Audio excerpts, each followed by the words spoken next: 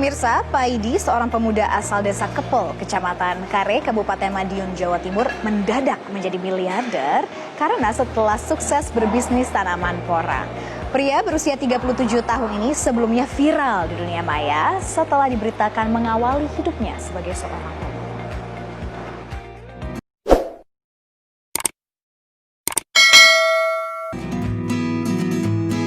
Rumah di Desa Kepel, lereng Gunung Wilis, Kecamatan Kare, Kabupaten Madiun, yang sebelumnya sepi dan sederhana, kini banyak didatangi orang. Sejak menjadi buah bibir, lewat pemberitaan dan di media sosial, Paidi menjadi seorang petani sukses dari hasil tanaman porang.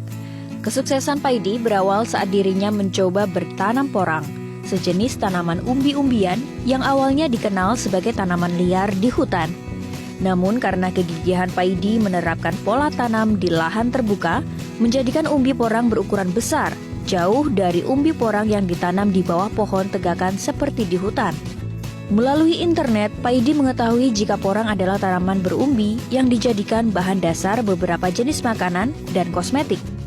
Paidi pun menemukan pasar domestik dan luar negeri untuk menjual porang hasil tanamannya, meski awalnya belum sebesar saat ini.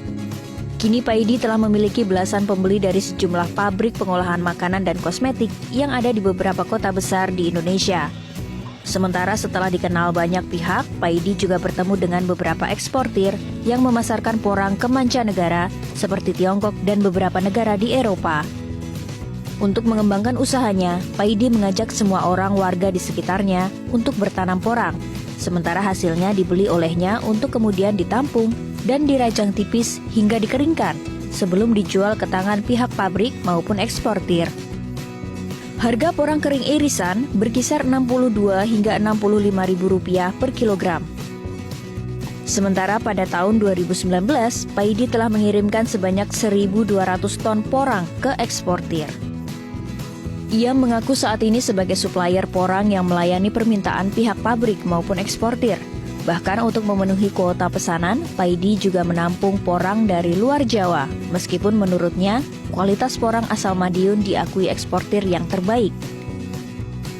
Sejak beredar virus corona, konsumen terbesar dari Tiongkok sementara menghentikan impor perdagangan termasuk porang. Meski demikian, menurut Paidi, pasar porang nasional masih menjanjikan.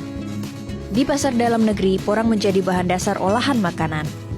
Market ya, jadi market yang pertama adalah market untuk pabrik di Indonesia, dan itu ada belasan pabrik. Dan kemudian market yang kedua adalah untuk ekspor. Jadi ekspor kita ke Cina, ke daerah Eropa ya, itu bahkan sampai ke Amerika sana. Tapi untuk barang tadi masih kurang banyak. Jadi status saya masih supplier bukan eksportir.